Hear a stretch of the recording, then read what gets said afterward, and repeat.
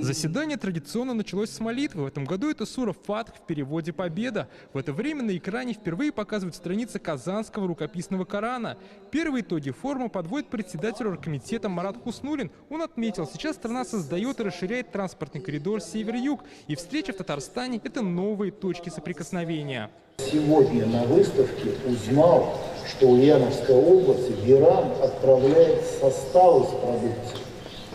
То есть мы стали ближе, что уже железнодорожное движение идет. У нас через Азербайджан началась проектироваться и строиться железная дорога с Ираном. И в целом товарооборот со странами АИС увеличился на 31%. Мы надеемся, что мы точно найдем дополнительные точки соприкосновения, мы точно проложим маршруты альтернативные Суэцкому каналу. Как отметил Рустам Минниханов, хорошим дополнением форума стала работа группы стратегического видения «Россия. Исламский мир». Работа заседания нашей стратегической группы, она очень хорошо вписывается. Значит, когда мы обсуждаем одни вопросы, которые касаются исламского мира, и переходим на эту площадку, где уже мы обсуждаем более широкую интеграцию, наши взаимоотношения, халяльный образ жизни, вот, все расширение туристических наших контактов.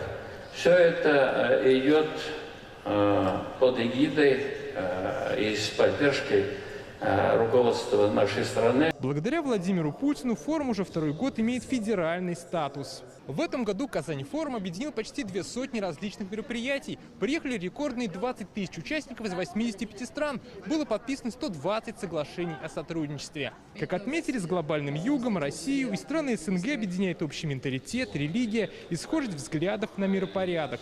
Россия открыта для сотрудничества, для диалога с друзьями, со всеми, кто разделяет наши подходы. Исламские страны, на мой взгляд, демонстрируют взвешенный подход и выстраивают отношения с Россией именно в большинстве случаев как дружественные. Последние годы экономика России выросла, и у стран, которые с нами сотрудничают, тоже. Это лучшее подтверждение выбранного курса.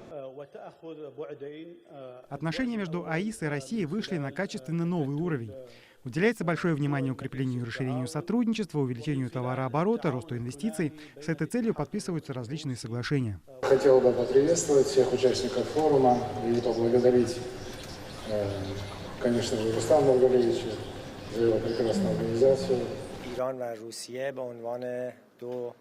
Иран и Россия – две большие страны, соседи, у которых есть разнообразный потенциал для сотрудничества. Его мы намерены очень серьезно развивать. Политическая повестка дня гласит, что нам нужно создать многогранный мир, в котором будем развивать отношения с дружественными странами. Марат Хуснуллин обратил внимание, Казань-форум помимо деловой представил обширную культурную программу и возможности для неформального общения. Самое главное, что люди ведь, когда они между собой общаются, налаживаются связи по горизонтали, и это начинает работать. Вот посмотрите, прекрасная, например, была выставка региональная, прекрасная была выставка поваров.